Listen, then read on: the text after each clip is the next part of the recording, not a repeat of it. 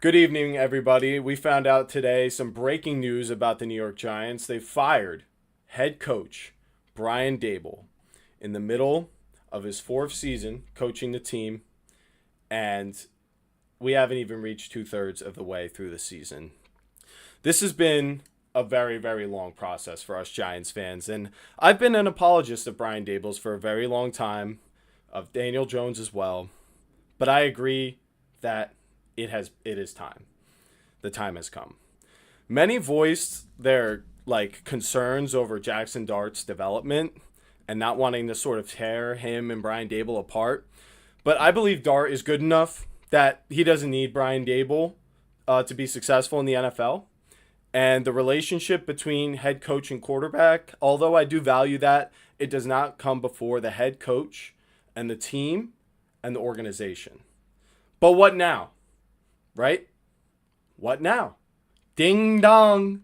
The witch is dead. We fired Brian Daboll. Everything's going to be great now. No.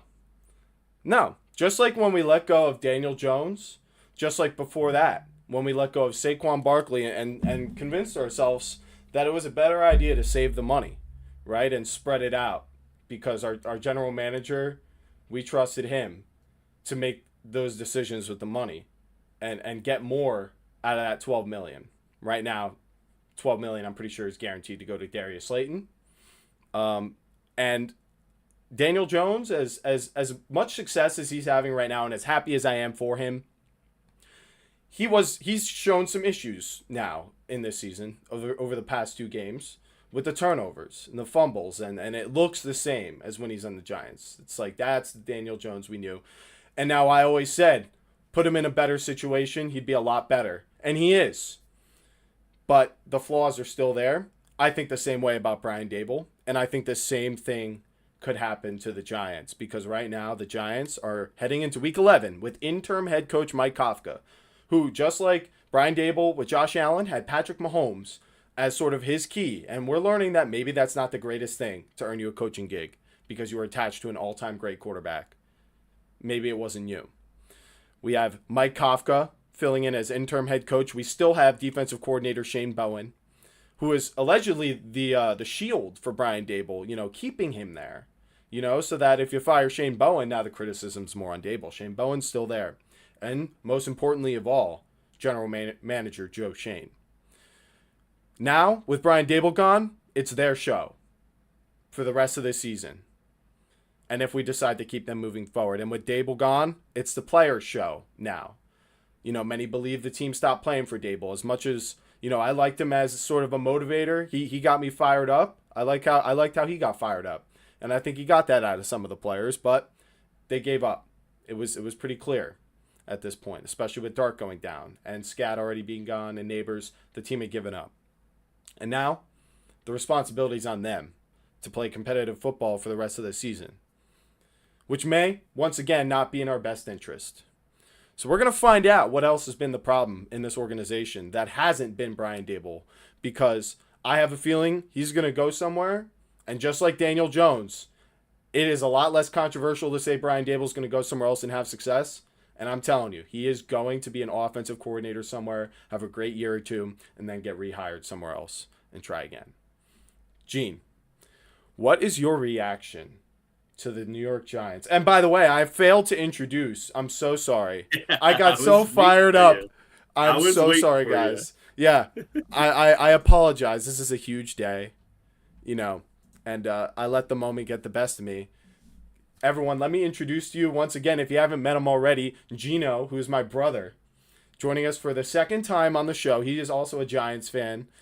He joined us last year, actually, during the reaction to the Commanders and Giants' second game. I think it was Week 11. And we discussed with Gene a lot of the state of the organization, and it feels like a lot of those same conversations are still here again. So when he showed interest in being on this one, I was like, oh yeah, I want you on this one because I want to know what you think. I need a buddy to talk about this with. Geno, now that I've introduced you to the audience, can you tell us what your thoughts are? Because last time we checked, you were more on board with this than I was, at least, to move on from this regime.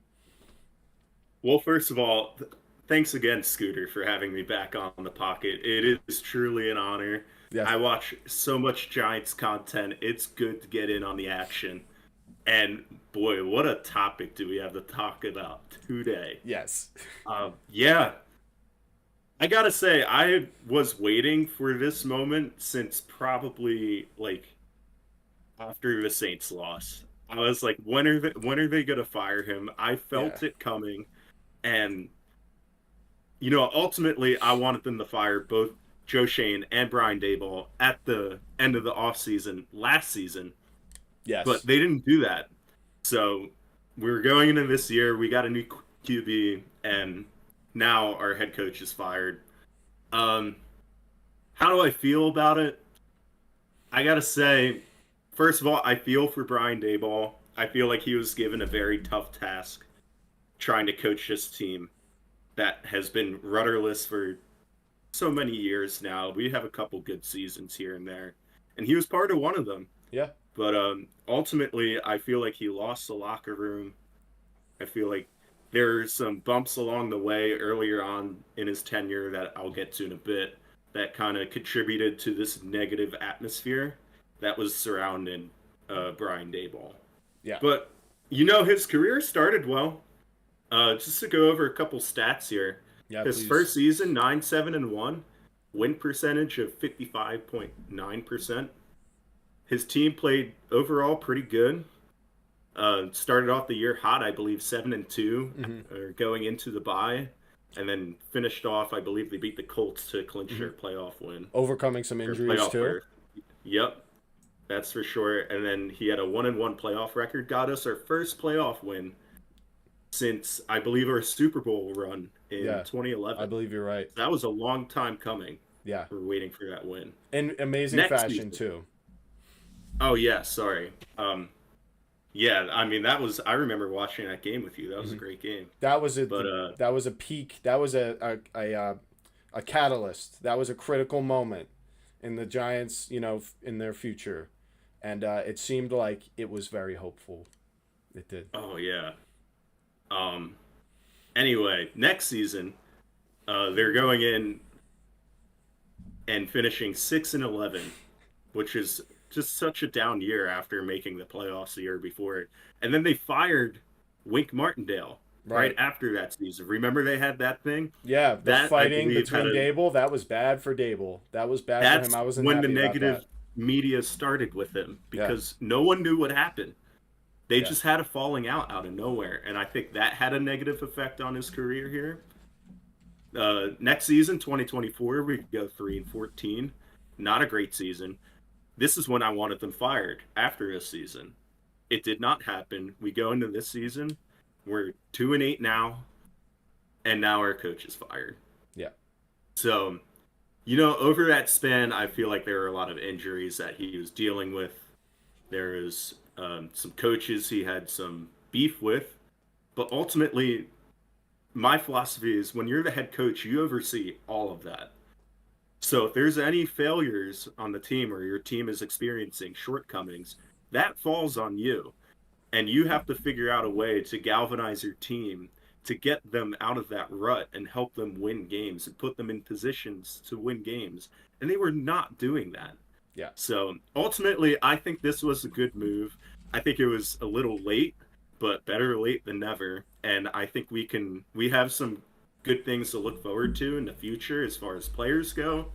And then, you know, who knows who we're going to land next as head coach, but maybe they could help us win some more games. Yeah. Yeah. Some some big questions, but I do Oh have. wait, you know what? I forgot to say some stats that I think we wanted to touch on really quick. Oh If you yes. want me to Yeah, do if that. if you want to, cuz the next thing I'm going to say might be it might go well off of this. So go ahead.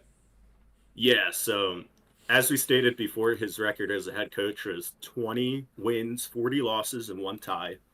If we exclude his 2022 season, um, that puts him at 11-33 as a head coach, which is, I believe, 25% win percentage. That's not very good. It's awful. And then this is a stat that kind of surprised me the most is with his 20-40-1 record, That ranks fifth worst among all Giants head coaches that have ever coached here for the Giants. So that puts him at fifth worst. The four coaches that were worse than him were Joe Judge at 10-23, Pat Shermer at 9-23, Steve Spagnuolo, who was an interim coach. He only coached 4 games. He was 1-3, and then the legendary Bill Arspager, coach from 1974 to 1976, only won 7 games, 28 losses. And then just to put things in perspective, to tie the bow on that stat, Ben McAdoo, who we only had for 2 seasons as a head coach, was 13-15, which ranks 10th worst on that list. So he was 5 spots ahead of Brian Daboll. Yeah. And we fired him after 2 seasons and a playoff berth. Right. And he was universally not very liked by the media. And I think a big part of this is Brian Daboll's charisma, that whether you acknowledge its existence or not, I think definitely bought him some time here. I think it bought him some time with the players and Joe Schoen. And like you said, I like Brian Daboll. I want him to do well, somewhere else, because I know I'm right that he's a good coach. Maybe he's not ready to be a head coach, but you go back to being an offensive coordinator, give it a couple years, grow a little older, a little more salt and pepper in his hair, and then he's ready. He's an older man, and he's ready for the task. He's experienced. But I want to lay out why I stood by him for so long, because it reflects on how I sort of started this. That there are many pieces to this puzzle, and as we've seen, it's not what we think always. Daniel Jones, as much of an issue as he was on the Giants, and we had every right to let him go based off his production, but that's just stats. Like, you got to scope out, and you got to see that this team is overhyped every season, and I fell victim to that even this year, thinking 7 wins was a reasonable projection. And to be honest, it looks like it when you see how close some of the games are, but either way, I want to go back and state that those issues exist, and we're going to see them for the rest of the season. And the reason I stood by Daboll was, first of all, that first season, we had all our I's dotted, our T's crossed. We were fundamentally sound. It won us football games. We executed in the red zone really well, which was actually like why we won a lot of football games. And that was something that any good from that season all washed away in the way we started that 2023 season. At home, all the hype with like the 9/11 service for week 1 of the NFL. The Giants are fresh off a playoff berth. We got Darren Waller now, Saquon Barkley, the whole team is healthy, and we're versing the Dallas Cowboys, and we can make a statement. We drive all the way down the field, and then a blocked kick. From that blocked kick, and you mentioned it actually back to when we were 7-2. We went on a losing streak. It was that too. We were really down to our bare bones with the injuries, but you could argue it started there. I think this is when it started. The field goal block that got returned for a touchdown. It felt like that took every bit of momentum we had built from the whole past season, the whole offseason, and all the hype, and it all washed away. It all, maybe you could argue, it was level, and then it started raining, and then tipped passes, intercepted pick six. You guys know how it goes. From that moment on, this is the Giants organization we have now known. Not good in the red zone. Injured all the time. Daniel Jones is a bad quarterback. Russ is not good to start the season. And there's some other reasons for that are not Brian Daboll. Like, for example, we did have a easy strength of schedule that first year. We did. It's true. Probably helped us get in the playoffs. But every year after that, for the past 3 years, the Giants have had a top 5 hardest, or 6th in one of those years, strength of schedule heading into the season. After the first year, I get it. But for the past 2 seasons for the Giants to get a top 5 hardest strength of schedule is ridiculously bad luck for Brian Daboll. And there's no reason why that should have occurred, but it did. And I don't even think it's just because of the NFC East, right? There's plenty of years where the Cowboys were average, Commanders were bad. It's not because of that. So the schedule has been, unfair. It happens, but it was True, objective fact.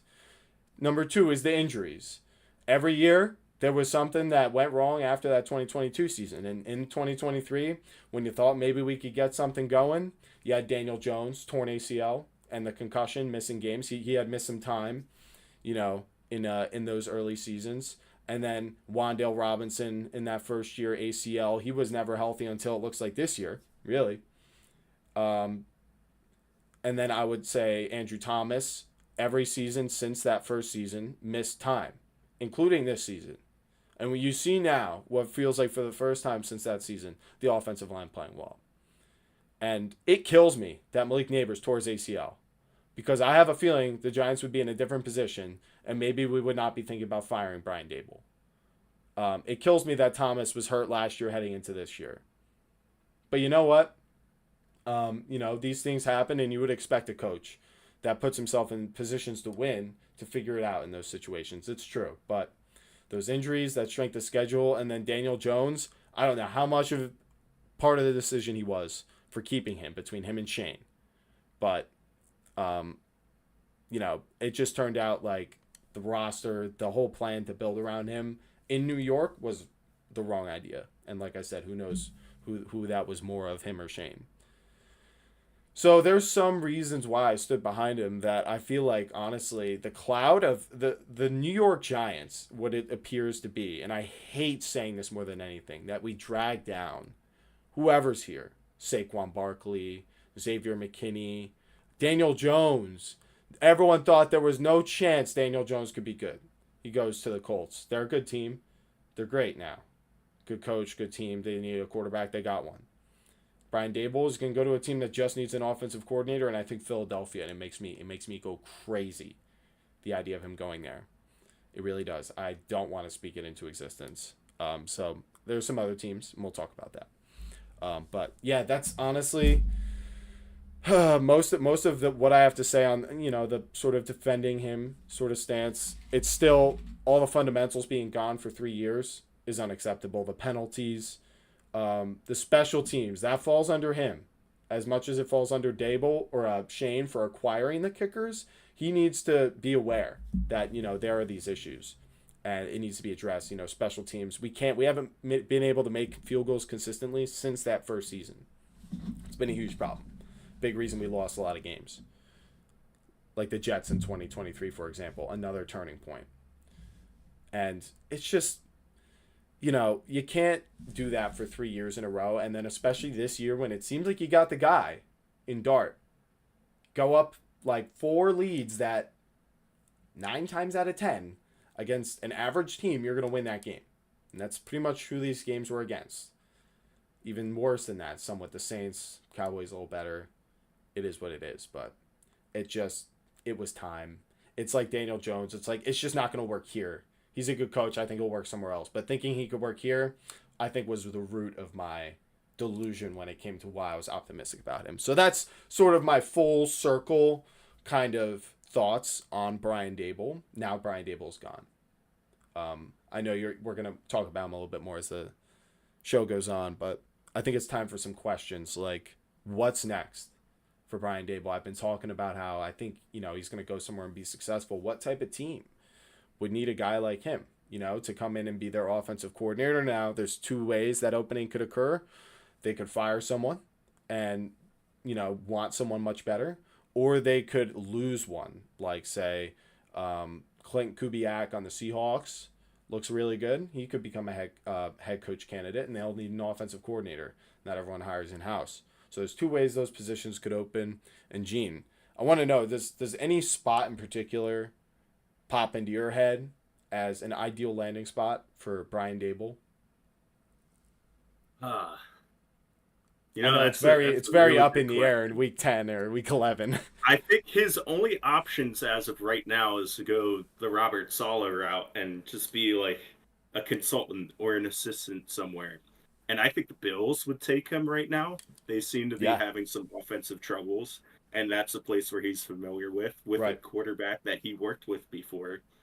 I think you mentioned when I was talking to you earlier that Brian Daboll worked with Jalen Hurts as well. Yeah. So Philadelphia does make sense, but it does seem that their offenses kind of turning the corner a little bit. I'm not watching the game right now, so I don't know I mean, what they neither. look like coming out of the bye, but I think that's a spot.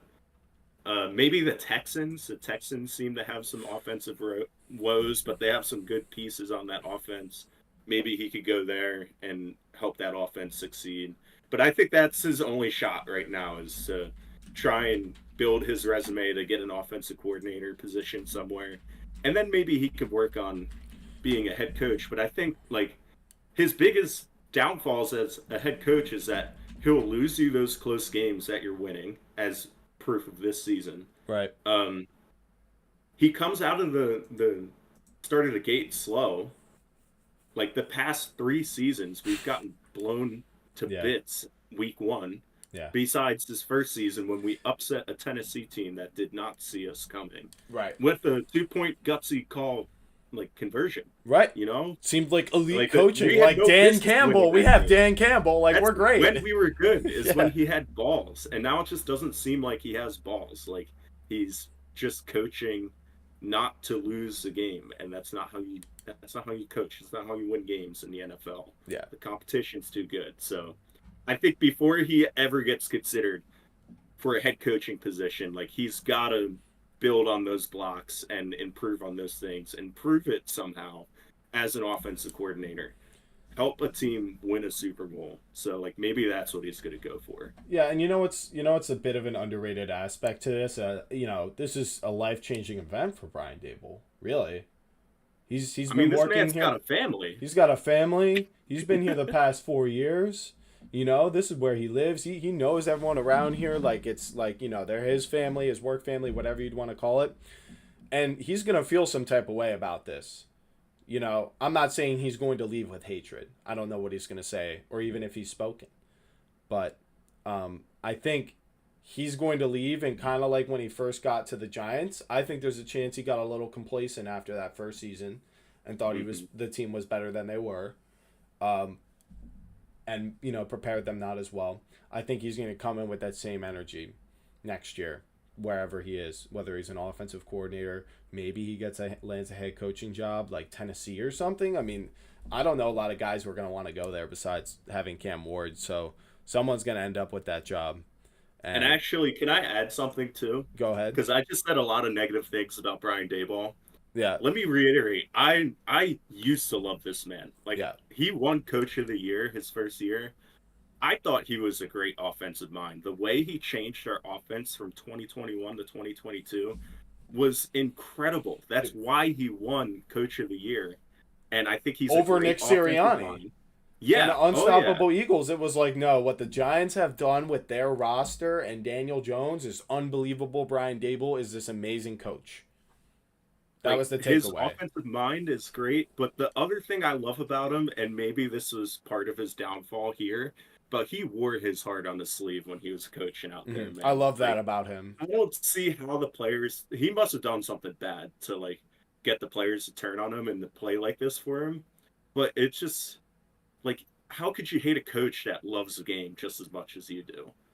He wants to win badly. He wants his players to succeed, and he gets emotional when things don't go his way.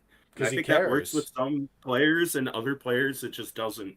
Or if you've been coaching the same player for 4 years, maybe they get sick of your BS. But I think there's probably a lot of players who are not happy about this, and remember, a lot of them are drafted by Schoen, and Daboll, so they have relationships with both of them. But I think a lot of them are going to be very unhappy about this. Some of them maybe not, but I think a lot of them are going to be very unhappy about this. Not outspokenly. This is one of those things you just eat. It's part of the business, but you're going to, this season, who knows what we'll see next week. But I agree with a lot of what you just said. I think Brian Daboll was one of those coaches who was a really nice change from the Ben McAdoo's, the Pat Shurmurs, the very reserved coaches. I mean, Joe Judge had some of that fire. I like that about him too. But Brian Daboll really proved it up with results, with the same squad pretty much. And, to let a guy like that go is tough. And like I said, I think his charisma sort of bought him time. And I think rightfully so, because that's actually a valuable thing, I believe. A lot of the best coaches, I think, are charismatic, and they can really rally the players. Like Coughlin, like the way he would articulate, even though he's just like this old guy, like just the way he Yeah. articulated to the Coughlin had that players. dog in him too, Yeah, though. he had Like he that did. dog in him, and he would release it, and the players be like, "Look at our old coach, got that Hmm. dog in him." And I felt like we could say that about Daboll. I would love it when he gets him, fired up, and look at us gushing about him, and we said, it's over and he's gone. But yeah, I I agree. miss him already. I Yeah, do. I Even though I really, wanted him gone, I miss yeah, him. I miss him. I mean, I agreed with you last year. I thought that it was just time to move on. I reluctantly said that, but I had optimism heading into the season. Here we are, and it looks like I think if he goes to a good team, I think they're going to be an amazing offense. If he goes to a bad team, I think they'll be an average offense. Like that's kind of my expectation going into next year. And then this is the big. Actually, let's go into this first. Are there any head coach candidates that you like, just that are there right now, I guess? Like, maybe you can pick offensive coordinators on teams that are, like, unannounced if they're going to be head coaches, if you like that, too. Like, I could start, for example, with that Clint Kubiak on the Seahawks, what he's done with Sam Darnold and Derek Carr on the Saints. Looks like, instead of getting a guy who had a Hall of Fame quarterback, let's get a guy who did really well with, sort of quarterbacks who have had some issues. So I think, going that route could be really, really good. If the Buccaneers lose their offensive coordinator, again, oh my God, his name is escaping me, and I'll find it for you guys. But and then there's one more that I'm trying to remember. But why don't you tell me while I go find that Yeah. who your I favorite was candidates are? If we could steal Cliff Kingsbury away from Washington, I think that would be a huge win, just getting him away from Washington alone. Now, his coaching stint with Arizona definitely scares me a little bit, but I do think he could do good things with Jackson Dart. It's just, how is the rest of the team going to look? We have so many other issues. I think there's more than just offense to look at here. I mean, this is a pipe dream. I personally really like Brian Flores, but there is no chance he Yeah, is going to coach for us. no He way. filed a lawsuit against the Giants, so that's not going to happen. Yeah, the Giants Bill accidentally texted Belichick's him like name is that. passed around. I don't really want him either. I think if you want an experienced head coach, you go and interview Mike McCarthy. Maybe if you want to go the John Gruden route, but I would say probably Cliff Kingsbury. Um, Kevin Stefanski is another name that comes to mind. If they fire him, which I would not do if I was them, but they could do it. Yeah, and then They could feel the same way that we do about Brian Dable. maybe and like who is it? Lane Kiffin that coached Jackson Dart at Ole Miss. Who Yeah, I coached think him at yeah, Ole yeah, I'm Miss? pretty sure it was him. They could go that route too, but like at this point, like I really don't know. There's so much time to go and interview head coaches that I think we need to utilize this time to kind of further evaluate the team and see what our next move is going to be. But that head coach pairing is going to be imperative to how the future of this team goes. Yeah. And I think that there's a couple names I said that could be it, but I'm not very researched on these coaches as of right now. So I'm a little scatterbrained when it comes to who our next head coach is going to be. I thought Brian Daboll was our head coach when I woke up this morning. So Right, me too. Well, just to list off some names, Lane Kiffin is actually rumored. He denies it, but that's what you say when the current head coach is there. You don't want to mhm. build up a bunch of noise. But Clint Kubiak, like I said, his name. Josh Grizzard is the guy on the Bucks. That they get a offensive coordinator from the Rams system every year, and it works. And they keep replacing him. Like they had Liam Cohen last year. They had Dave Canales the year before that. I mean, Liam Cohen, we'll see with the Jags. Dave Canales, although the Panthers have some ups and downs, I think he does some good things with them. And we've got the track record of what they've done on this great Bucks team. What they did with Dave Canales did all the way back in his first year with Geno Smith in Seattle. And we could just go right for the Rams' current offensive coordinator if he's available, Mike LaFleur. That could be a monster hiring. Pair him up with Jackson Dart. The LaFleur family also kind of, part of the, coaching tree themselves. But those are just some names that, I guess at the time seem like they're possible. And then there's one more. that has gotten some steam, and I don't know how realistic it is, but if Steve Spagnuolo wanted to come and give this defense a That'd be a shot, tough ask. the Giants, yeah, would be insane. I But will say though, if we could land him, our that would be defense would actually be crazy. scary. It would Yeah. actually 'Cause he be would know what how to we use think it them. could be. I would be genuinely confident it would be a top 5 unit because I think we have more talent, honestly, than the Chiefs defense has. It's just we're so poorly coached. They've been coached like that for 4 years in a row, and it might take something like that, like 2 Oh, years. and I can't believe we haven't said this name yet. What if Mike Kafka works out? What if he just ends up staying? I I have mean, no idea. I it's really not out don't. of the cards. Yeah, I actually have Kafka written down. I do, and I didn't say him, and I feel bad now. But Mike Kafka, we don't really know between Brian Daboll flip-flopping like the play calling. Like, is Kafka a better leader? Like, I don't know. Like, I mean, there's he's no way been to getting say. interviews too. We've just been blocking him Yeah, from getting hired. he keeps getting interviews, and we've wanted to keep him so bad. I do like the way he talks about Dart. He was so excited in the preseason to get him out there. You could tell, and just the idea that he's the head coach now. He's gonna want Dart to be out there, and if he's not, I think he might actually be like, yeah, we're gonna play Jameis. This is all bets are off. We just fired our head coach. So yeah, those are the head coach candidates. I do like, and beyond this. Beyond the head coach hiring, who is going to be hiring the head coach? Are we first going to have to hire a new GM and defensive coordinator and whole staff? Should the Giants clean house? And would you do it? Would you do it if you were in their position? Would you clean house? If I were If them, you're John Mara. I would have cleaned house last season. That's season. what I would have done. But it seems like they're keeping Joe Schoen. I know. I don't understand why they wouldn't just clean house now if they were going to fire Brian Daboll. And it scares me that John Mara came out with this statement today saying that Joe Schoen is still our general manager. Now, we don't know if they're just keeping him until the end of the season and then cutting ties with him that Black Monday. Yeah. But it seems to me like John Mara is siding with Joe Schoen.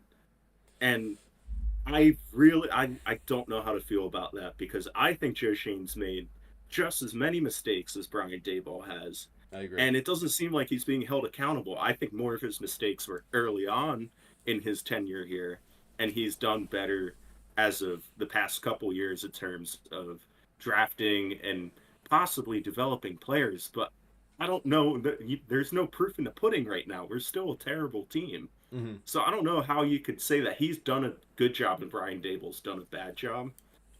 I don't know how this is going to play out, but as of right now, it seems like they're keeping the rest of their staff for the time being. Yeah. But you would clean house. I wanted to clean house, yes. Well, I think this is... I'm very hot about this because these two were spoken about as like a package deal. Like you can't separate them. Like they're for each other and all that. And now kind of all of stuff. a sudden they're not. All of a sudden they're not. I thought couldn't we at least give Brian Daboll the rest of the season with Jackson Dart? Because something I was gonna say is I forget who pointed it out. Someone did. But they talked about the draft room video of Daboll and Shane drafting Jackson Dart, and you think about how crucial of a moment this is for both of their careers, and it's getting hot between the two of them, because they know that this moment today is coming. So, and it's going to be one or the other. And what happened when they drafted Jackson Dart? Joe Schoen goes over to Brian Daboll and says, "You got your guy." Not we got him. He says, "You got your guy." With a chuckle and a laugh, a pat on the back, and a smile. But we know how the real world works, Mm-hmm. And, especially when big money like this is on the line in your job and your life. Not your life, but you know what I mean. Like, everything could change. He was saying, it almost sounded like I was kind of split on, like, drafting a quarterback, or maybe I wanted someone else, kind of, a little more than you wanted Dart. And you're the head coach, and you're going to be coaching him. So I said, you know what? We're going to get who you want here. And that means we're going to hold you accountable for if he's a bust, kind of, is what it sounded like. Because then he could say, I was appeasing the coach, trying to give him who he wanted to work with, kind of, take some responsibility away from Joe Schoen in the way that was said.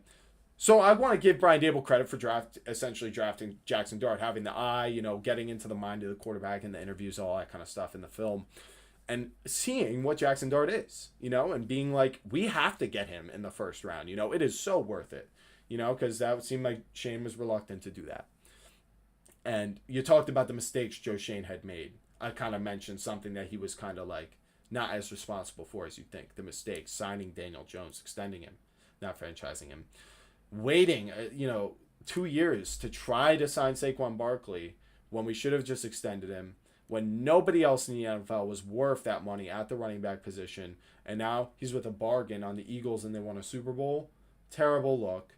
He made an effort to fix the offensive line after, year one, and it fell apart, because of injuries, over through and through, but he refused to further address it with heavy draft capital or free agency money. I thought we could have made a run at Will Fries this offseason, and it didn't happen. We got Javon Holland instead. And I know we need help in the secondary, but I would say let's prioritize the rookie quarterback and his protection, run game. Offensive linemen are the most important today in the NFL. They always have been.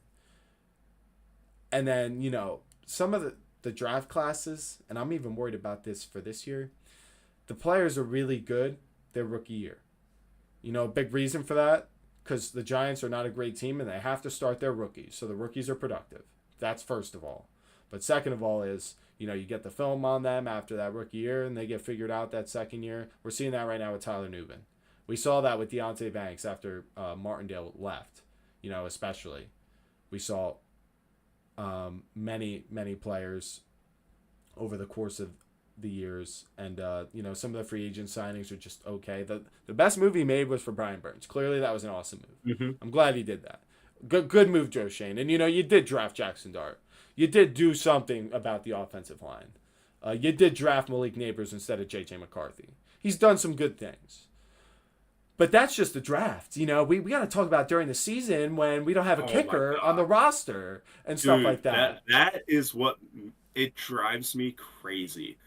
When we have problems like this come up on Sunday morning, right? When we have a game to play that day and we don't have a kicker to use, it's happened like 4 times now at least. Yeah, I did. It's probably more than that. Hard to cut you off, but like, no, you're right. That drives me nuts, and we're keeping that. Yeah, we want to keep and this is the thing is it's like I don't care what you draft me if you can't make the spontaneous moves as a general manager, or you can't be as proactive as Howie Roseman, like Joe Schoen was with that Burns trade. That was proactive. He got it done. But you know what? That was his buddy who he arranged that trade with. Who else has he arranged a trade with? Oh, yeah, the Raiders for Darren Waller. And that did not pan out. Clearly, he did not do his homework on how much Darren Waller wanted to play. He had his own issues during that time. You got to see that, Poor Darren Waller got his heart broken by Kelsey Plum. But yeah, I understand, but he should have looked more into his relationship status, I suppose. But anyway, just, the mistakes week to week go hand in hand with Brian Daboll, because everything you can say about Brian Daboll at being the head coach of the whole team, you know what? Joe Schoen hired the defensive coordinator, hired the special teams coordinator, hired all the other coaches. I'm sure Brian Daboll has a good word to say in that. But essentially, he drafts every player. I know I just had that monologue about Jackson Dart. I don't have an example of that for every single game or draft pick. So just trust me. That's probably one of the only guys he said that about, I would imagine. And it's just, he's responsible for basically the entire team. And John Mara is just hiring him to do that, right? So really, it goes all the way to the top. So we're going to look at this and say, okay, the Giants are a bad team that can't win. That's just as much Joe Schoen as it is Brian Daboll. And Joe Schoen should have found a way to mend that relationship between Martindale and Daboll. And by the way, I'm pretty sure what Daboll said was during the Bills or the Commanders game or something. He said to Wink Martindale, when the Giants were in a winning situation, don't blow this one like the Jets game. I think it was the Commanders game, and the Giants ended up winning. And I'm like, dude, the Giants scored like 10 offensive points in that game. And you have the audacity to say that when the special teams is also a big reason they lost. And the defense puts out an awesome day, and you want to blame Wink Martindale for that.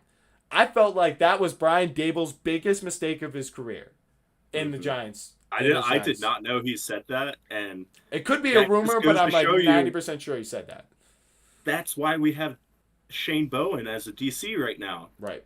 because Wink Martindale probably after hearing that and walking away from the job he had here, he was probably telling other DCs, yeah, don't go and play for this or not play. Don't help coach with this guy because he's going to throw you under the bus and he's going to say mean things about you. Right. And he's not enjoyable to work with. That's what he's going to tell people. And Wink when they Martindale's ask an him old, how his time was with respected John. defensive coordinator. Yeah. And we just let him walk away. Oh, and here's another thing I thought about with Joe Shane. How about still? All right, let me just paint the picture really quick. How many wide receivers do we have hurt right now? We have Malik Neighbors, Yeah. Darius Slayton, and I believe Bo Collins too, right? Yeah, I think he's hurt. He might be coming We back. do not put. We might as well put Jalen Hyatt on that list too because we don't play him. Yeah. And little Jordan Humphrey is still on a practice squad. Yeah, not elevated. What, but he was what so are we good. doing? He was so good in that Eagles game, and we saw were that. playing him over Jalen Hyatt, who's a healthy scratch. Yeah. So like our team is a mess. Right. I'm done negative talking my team. Oh, we all know this. Oh yeah, and nothing will make me crazier than the $8 million fully guaranteed contract for Devin Singletary. Look, great guy, he does his job well, but you're gonna fully guarantee him, 29-year-old or 30-year-old running back Third string RB, yeah. as as what was supposed to be Saquon's replacement.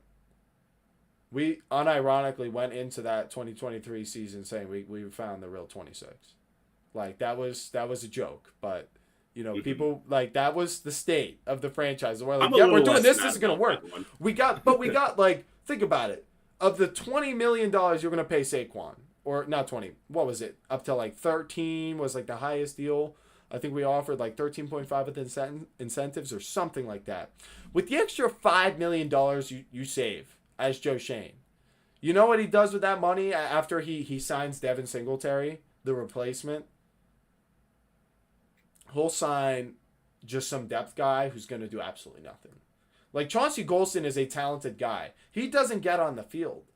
Does Joe Shane go up to Shane Bowen and say, hey, I got you this guy. Use him. I mean, apparently he doesn't do it with Jalen Hyatt either.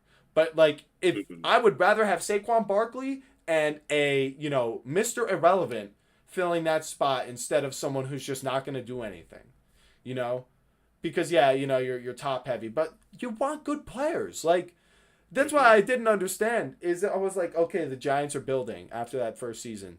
Okay, we should be re-signing McKinney and Saquon. Oh, we can't afford them because of Daniel Jones.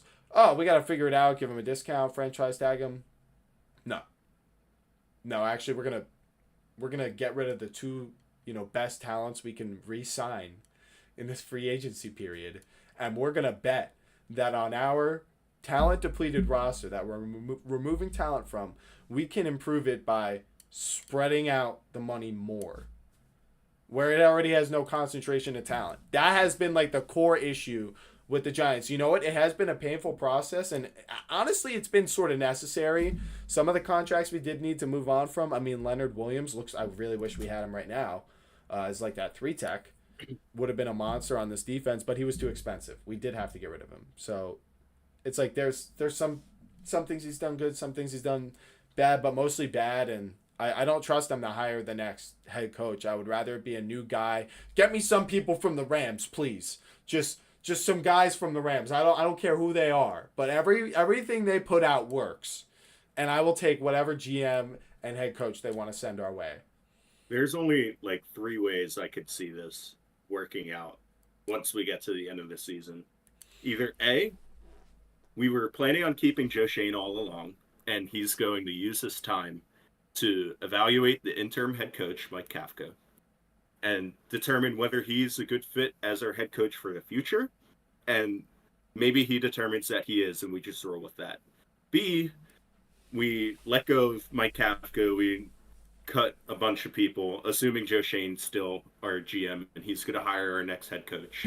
And hopefully, within that time, he's pointed out some pretty glaring flaws that we have on this roster, has thought about what he needs to do to address that, And he needs to find a coach that is on board with his plan because he is the GM. He's going to be constructing this roster, Yeah. assuming he stays there. And then the third way is either he gets fired before the end of the season or they let him go on Black Monday.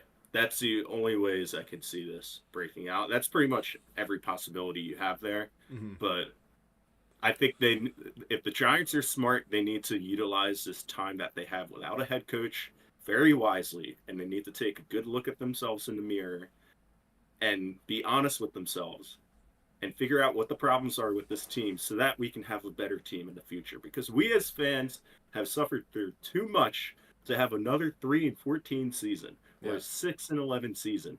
I want to be beating the Eagles, the Cowboys, the Commanders, and most of the other opponents that we see. And it's just not fun being a fan of this team right now, and I think that needs to be the goal. Next season, it needs to be a better time to be a Giants fan.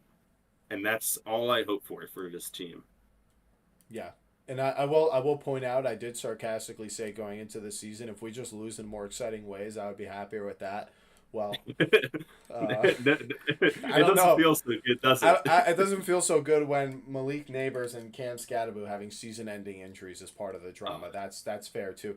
And I want to remind people, just imagine what this year could have been. You know, if just the offense just all stayed healthy. I mean, even if they just missed like 3 games here and there, Andrew Thomas, Cam, and Neighbors, I'd be like, that's fine. Just can they not have season-ending injuries? Like, that was a killer to this season. I mean, to me, when Neighbors tore his ACL, that was the nail in the coffin.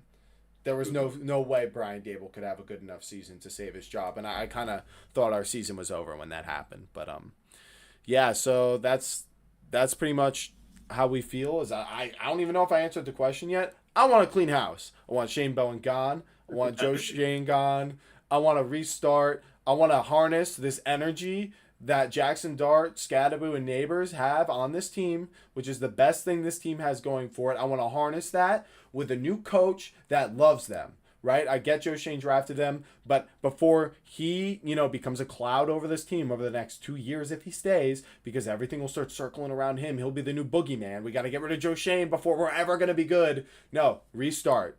Get some guys who love Scadaboo, Neighbors, and Dart, and harness that energy and get that first year momentum like we had with Brian Daboll. Get a coach and a GM who, feel like they got something to prove. The Giants are probably going to have a nice draft pick. They can do some things this offseason. There's a lot of contracts we can get rid of, and we can make a lot of things happen. And I just think it's time. Just like it was time for Brian Daboll. I thought he was the last person who should have gotten fired. I thought it should have been Shane, or actually Bowen, Shane, and then Daboll. I guess Kafka's attached, to them somewhere. So yeah, I want a clean house. I think it's just like I said. I didn't say I wanted to fire Brian Daboll yesterday. I said I think it's time for a new regime in New York. So I really hope that's still what we're getting. And then just as a side note, what players do you think? Are there any players who you hope the Giants get rid of in a new regime, assuming the Giants do clean house? Get rid of? Yeah, I we got a lot of them. Expiring contracts this year. Do you have that up right now? I'm trying to pull it up right now. I want to see what Evan Neal, Jalen Hyatt, and Deontay Banks. Well, this is a contract year for Kayvon Thibodeau, right? I think we got his 5th year option. Maybe we did pick up his 5th year option. I forget. Yeah, I forget too. I gotta remember that. Give me 1 second. I don't know if there's anyone I really want to get rid of. Maybe Bobby Okereke. He's been kind of underperforming as of late. Although we do kind of need him because we're so thin at linebacker. Yeah, and without Micah McFadden, even Musau as our 2 next to Bobby Okereke has been a huge problem and a reason our run defense, along with the safeties not tackling that well in the corners. Oh, well, okay. There's a couple obvious ones. Deontay Banks better get traded in the offseason. Yeah. He's got to go somewhere. I am so tired of him not turning his head around. It hurts me as a DB just watching him play DB. I was like, I wish I could be Deontay Banks right now because I know I at least would turn my head and try and pick off the ball and make a play, man. Try to do something. It drives me crazy. So I think Kayvon is a free agent. I might be wrong, but Well, I would like Kayvon back. I do think he plays well, but we just need somebody who's gonna address his flaws because he gets sucked inside way too easily, man. There were too many times, even last game, when Caleb Williams is just juking him out and getting outside of Kayvon Thibodeau. Yeah, he loses Or contain. any of our other pass rushers for that. Yeah, and sometimes that's a coached thing. Because you'll plan, like, I don't know, if you might have a spy or, like, your defensive tackle, like Dexter. But yeah, that's something a coach would address, right?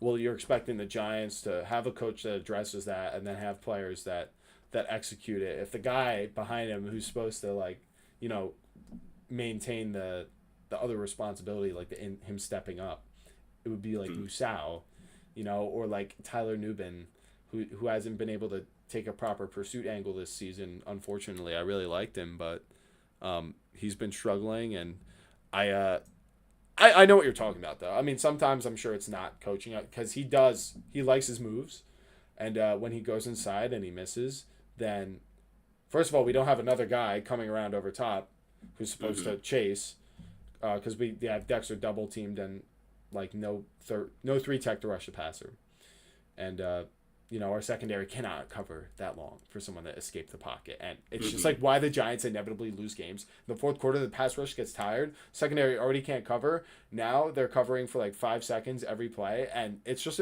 like, I'm not saying it's impossible for an offense to score against that or to not score. Like they are definitely going to score every time, but it sure as hell brings the odds up to like 80%. I'd say a professional football team against a gas defense that's not well coached is going to score probably in that situation. And we've literally seen it. Like, I haven't seen a more prime example than this year. Yeah. I don't know. I just feel like there's a lot of expensive pieces on our defense that maybe we can afford to move off of to try and get us more cap space. Like we did with Leonard Williams. Yeah. But I just don't know who that would be right now. Well, definitely Banks. Because we need as much help as we can on offense, and most of our money is invested on defense anyway. So I like Dane Belton, but I think we should trust Tyler Nubin and try to trade Dane Belton. I think we could get good value out of him, unless we want to keep him and just not touch safety and just trust all of them. We definitely got to get rid of Banks. On the defensive line, I'd just like Darius Alexander to be like the 3 tech, so we don't have to host like 4 like defensive tackles that like barely play. And I feel like that's something Bowen or Joe Schoen does a lot, is he just hoards players at a position and like edge. Like we have a lot of players not doing anything. I have the contracts up. On offense though, I mean, I don't know if I'm trying to check right now if it's possible to get rid of Evan Neal if he's got like guaranteed money next year. He's got like 24 guaranteed this year. I guess we're in 2026 right now. I think they were trying to trade him. They couldn't get anybody. Oh, you couldn't pay someone to take his contract. You couldn't do it. You would just end up paying him anyway. He's too expensive. He's like a top overall 10 pick. Yeah. Russell Wilson, I don't know if he's got any guaranteed money next year. I think we can move on from him. No, I think he's only Jameis is on the 2-year deal. Oh, you're right. Russ was the one. I believe Russ is on the 1-year rental. Yeah, and then we got Wandale up for an extension. Well, yeah, I don't want Russ back next season. That's for sure. No. What about Wandale? I want to roll with Jameis. Wandale Robinson? Yeah. I was talking mad crap about him last year. I was too. But he's kind of been balling out. Like, but he needs to be our slot guy. Like, he cannot be anything other than that. Just imagine him out. He'd go to another team and be amazing. I guarantee it. Well, yeah, and that's what I'm afraid of. Like, I feel like we can't get rid of him. No, we have to keep him. But like, we signed Sterling Shepard to a reasonable contract in the past. I mean, we did move on from him because he had a lot of injuries. But I think we should try doing the same thing with Wandale and draft a number 2 X wide receiver. I think that's honestly, the move. If there's one wide receiver I want to get rid of, it's probably Darius Slayton. I kind of agree. I love Even Slayton though we as a just person, paid him this year. But if it's a new GM, it's a new deal. I don't know what his guarantees are, but is he making like 18 a year or something? No, he's making 12, which is only like $1.5 million less than what we were going to pay Saquon. But Anyway, It's funny when you put it that way. I know it sounds so bad, doesn't it? And I get the wide receiver Yeah. thing, but you could have just drafted someone or spent the money somewhere else. 3 years, $6 million. Let me see guarantees.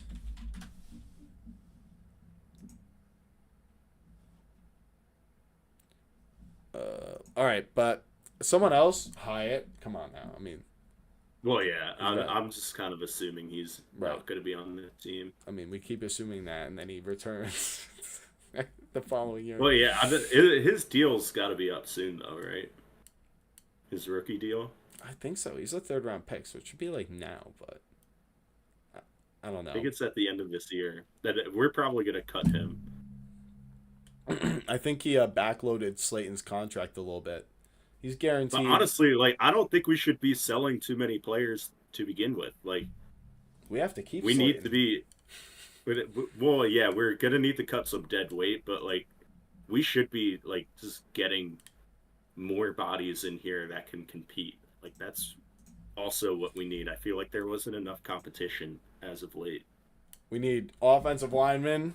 We need some guards and maybe a center. We need someone who's 6'4", like T. Higgins, to play next to Neighbors. Yeah. It doesn't have to be as good as T. Higgins. There's a guy, Jaden Higgins, who got drafted in like the second or third round this year. Just like T. Higgins was, I think, bottom of the first. But you get the idea. Just like first round, guard, second round, get a wide receiver who everyone downs the stock on because they're like, oh, he's slow, right? Because he's an X wide receiver. You draft a guy like Pickens, Higgins, or these other guys. Sometimes it pays massive dividends. A.J. Brown went in the second round. It was the same thing. Oh, he's slow. They figure out the route running thing. They become pretty much elite wide receivers. So I'm huge on that. Second or third round, get a wide receiver. But we need a guard in the first round. And then I think you pay someone for the secondary again, or it has to be your first round pick if it's not off. If it's You not might guard. draft someone too. But it takes so long. We need to bolster. It takes so long for them to develop, though, that I still kind of like what we did with the Debo, because if we do it again, we'll just have like 3 solid corners, you know. Well, yeah, and we could definitely use the help there. Right. We need But need it's just it. like we need to make sure they're a good fit for the defense, though, too, which is why it's so important who our next head coach is. It could be like a veteran guy, and we like draft another corner in like the third round. And then ultimately who the DC is, too. Like, we also have that head Cordell coach is Flott. going to have a DC that's going to come with him. Cordell Flott, though, what do you think about him? I think he's got to stay. He's after the year played he's pretty having. well this year. I think he made his case. He Yeah. beat Deontay Banks for that job fair and Yeah, square. he's better than a Debo It too. seemed like they were still testing it out early on in the season, but like, I mean, he helped us get that big win over the Eagles with that nearly a pick six. And Yeah. it Best was play of the electrifying. Giants season. I remember watching that game. Like, I can't remember the last time we beat the Eagles in a game that actually mattered. Right. So Yeah. it was a good feeling. And I think overall he's played pretty well. I think he's And like he's the number built one graded upon his corner in the experience. NFL right now. This is what happened with Andrew Phillips last year, but Cordell Flott's taken some time. I think he's arrived. I think he's not like some Yeah, fresh surprise. we got some you know? pieces, but we just got to figure out where our faults are, where we have too much money invested, and see what we can move around because we don't have a ton of cap space right now. So we gotta make some moves. Well, I think a GM would be very eager to already have your quarterback. You don't need to draft him. You know, we know Dart looks honestly, he's on a incredible pace. He's already broken an actual NFL record. Most consecutive games for a quarterback to have a rushing touchdown. Nope, it's not Josh Allen. Doesn't he lead all QBs in rushing yards right now too? He actually might, which is crazy because he didn't play like the first 4 games. Well, pretty Lamar's much. been hurt, but That's true. like that's still pretty crazy. No one was expecting Jackson Dart to do that. No, and he needs to stop taking some of the hits he is. But you know what? He's honestly, his legs are elite. His legs are elite. His play extension's elite. That's what you look for in quarterbacks today. Some guy is going to want that, and you know what else he's going to look at? The defense. He's going to say that's really talented. Maybe 1 or 2 holes. Get the coordinator I know is good in there, and he'll make the most of them. And then most of all, he's going to look at what this Giants team has been through. To say they got unlucky with the schedule. They've gotten unlucky with injuries. And then look at them this year. They were unlucky with injuries, and they should have won 4 more games than they did. This team that played out there should have won 4 more games than they did. If they just had a better coach, I think they would have. And I really think the Giants are the most attractive coaching spot right now, except for if like a good team moves on from from their head coach. I think the Giants are the young team you want right now. If you want to put your stamp on something, I think you would want to put it on the Giants, because the Titans, like, they're not where we are right now. The Jets, if they fire Aaron Glenn, are not where we are right now. And the Browns, I mean, they have an elite defense, but their offense is a long way to go. So I do think people would be excited to coach the Giants. I think there's hope. I like Brian Daboll. I do not hate him. I do not hate Joe Schoen either. I like both of them, actually. I made a fun video about them this offseason, about them drafting Jackson Dart and its Star Wars theme. You should all go watch it, because now it's like a relic, because I said they face exile. John Mara is they're gonna get exiled if they don't get this right. And they draft Jackson Dart, the chosen one, and all this, and it worked out. But now we're having like this dramatic fall. It's like, oh, he got Dart, but now he died, but now there's new life.